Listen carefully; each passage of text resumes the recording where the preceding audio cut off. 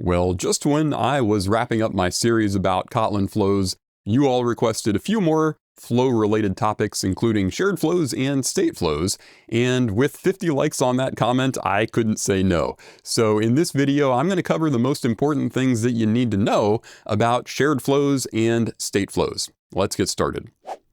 All of the flows that I've shown in previous videos were created once and could be collected multiple times. So for example, in this code, we've got a flow that emits a new word of text every 1 second, and that same exact flow is collected 3 different times below. And by the way, I put the text off in its own file just to keep it out of the way, but it's just the first paragraph or two from the classic novel Moby Dick. So back in our main file, our flow is a lot like a recording. Larry, Peter, and Frank here each have a copy of the recording, and each of them can listen to it on his own time. Larry starts listening immediately. You can see Peter starts listening after 2.5 seconds, and Frank starts listening after 10 seconds. So when we run this, we'll see Larry starts listening to the recording, and then Peter's going to start listening. And when he starts at the beginning of the recording. And eventually Frank starts listening, and he also starts at the beginning. There he is. So this is going to keep running. I'm just going to go ahead and stop it here. But as you can see, each of the collectors gets his own copy of the flow. And when it starts collecting, it begins with the first element in the flow. A flow like this is known as a cold flow. So a cold flow is a lot like a recording or a podcast where the collector can play the content from the beginning whenever it's ready to start listening. Well, Kotlin also supports another kind of flow called a hot flow. Now, whereas a cold flow is like a recording, a hot flow is more like a radio broadcast where everybody listens live. We'll see how that plays out for Larry, Peter, and Frank in just a moment. But first, let's see how we can convert our cold flow into a hot flow. I'm going to create a singleton object to represent the radio station. Now, there are 2 kinds of hot flows in Kotlin, and each of them has a mutable and a read-only variant. So I'm going to start with one that's named mutable shared flow. Next, let's make a function that will broadcast the text. So I'm just going to create a function named broadcast, and we'll just move the content from our flow that we had originally, and we'll just paste it up into that function. Now, previously, the emit function was sending values into the flow created by this builder right here, but we no longer need this cold flow, so let's just remove that. And now that we've got an object instance for our hot flow, we need to call the emit function on that flow. So instead of just calling emit right here, we're going to call signal.emit like this. And with this change, we've now got a hot flow. We are emitting values into it, but nobody's collecting it yet. So let's update our code in the main function so that Larry, Peter, and Frank can start listening to the radio broadcast. And just like we had to emit the values into this signal object, we also have to collect the values on that signal object. So down here in our main function, everywhere that we're calling collect, we'll just update it to call this radio station.signal object. Great. And then finally, we need to actually start the broadcast. So I'll just call radio station.broadcast like this. And with this change, our hot flow is all set up and ready to go. So let's run this and see what happens.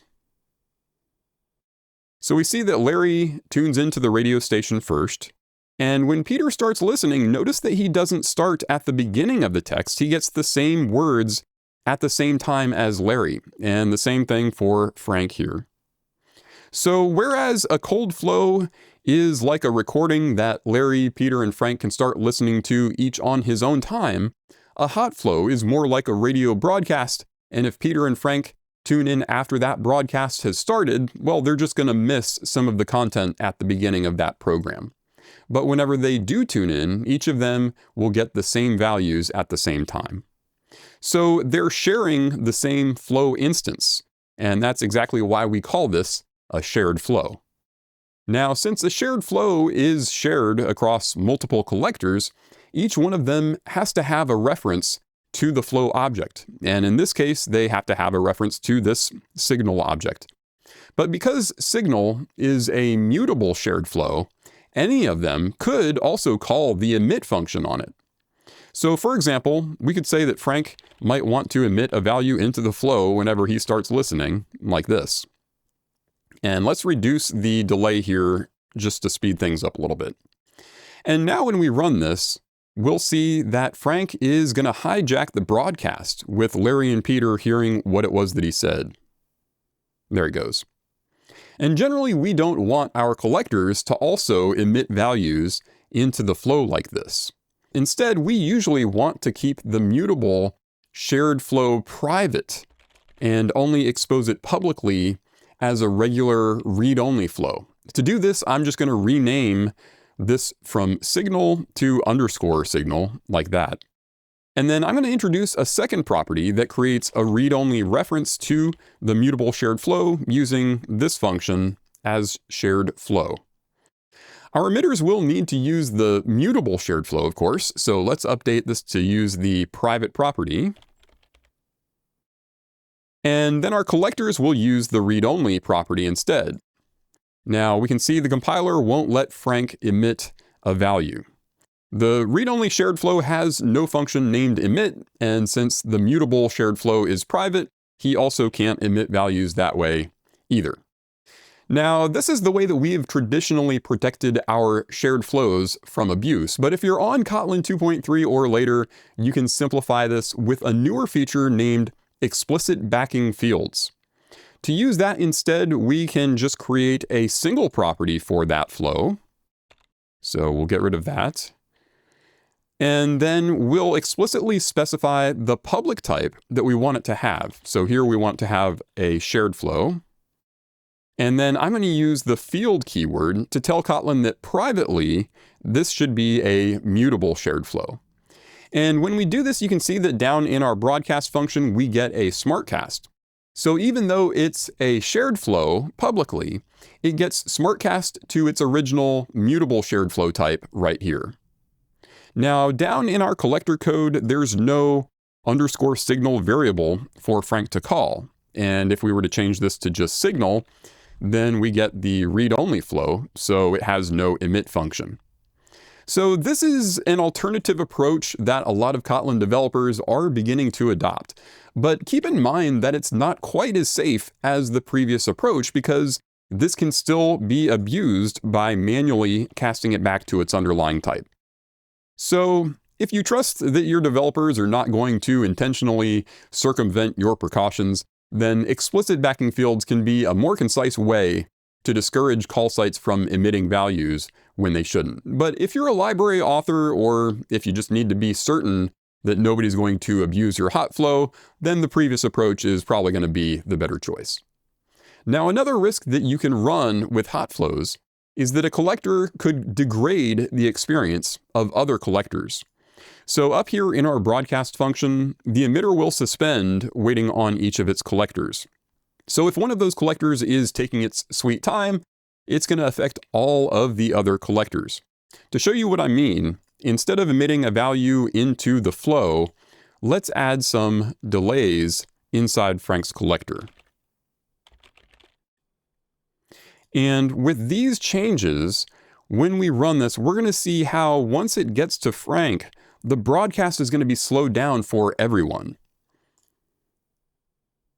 So there it is. You can see it's taking a while here, and Frank prints a value, and you can see it just is slow for everyone now. So make sure that your collectors are polite. They should respond quickly so that they don't affect other collectors. And by the way, it's possible to absorb some of the effect of slow collectors by using buffers, some of which I've already shown in previous videos. Now, as you might recall, cold flows will complete whenever they emit their final value, but hot flows never complete normally. So for example, let's replace the text with just the first sentence. So here I'm just shadowing the text variable from that other file with a local property. And when we run this, we'll see that the broadcast is so short that Larry gets the whole message, Peter gets the last word, and Frank never catches any of it. But you'll also notice that the code is still running. So I'm going to have to stop it here myself. Since the hot flow never completes, these collectors keep suspending, just waiting for more values. And since these collectors keep suspending, their coroutines never complete. And since those 3 launched coroutines never complete, run blocking itself also never completes. Now, while we can't complete a hot flow, we can unsubscribe the listeners by canceling their coroutines. So for example, let's cancel the 3 launched coroutines after the broadcast finishes. And when we run this, we'll see the 3 words of the text are emitted, and then the program's going to finish successfully. There it goes. So even though a hot flow can't finish normally, we can still unsubscribe the collectors. And by the way, I said that a flow can't finish normally, and I said it that way because it can still throw an exception. And if that happens, it would cancel the coroutine that's running it just like you would expect. Now, at the beginning of this video, I mentioned that there are 2 categories of hot flows. We've already seen SharedFlow in both its mutable and read-only forms. We've been able to do a lot with shared flows, but one thing that we can't easily do with them is to get the latest value that was emitted. If we're collecting a shared flow, we'll get each value as it's emitted, of course, but we can't simply get the latest value on demand. But getting the latest value is exactly what the other hot flow is designed to do. So let's replace our shared flow with the other hot flow named StateFlow. Now, since you can always get the latest value of a state flow, we have to initialize it with a value. So I'm just going to give it please stand by like this. To flesh out our example, let's go back to using the full text. So I'm going to remove this line right here. And then down in the main function, instead of 3 listeners, I'm going to add some code to print out the latest word whenever I hit the enter key on the keyboard.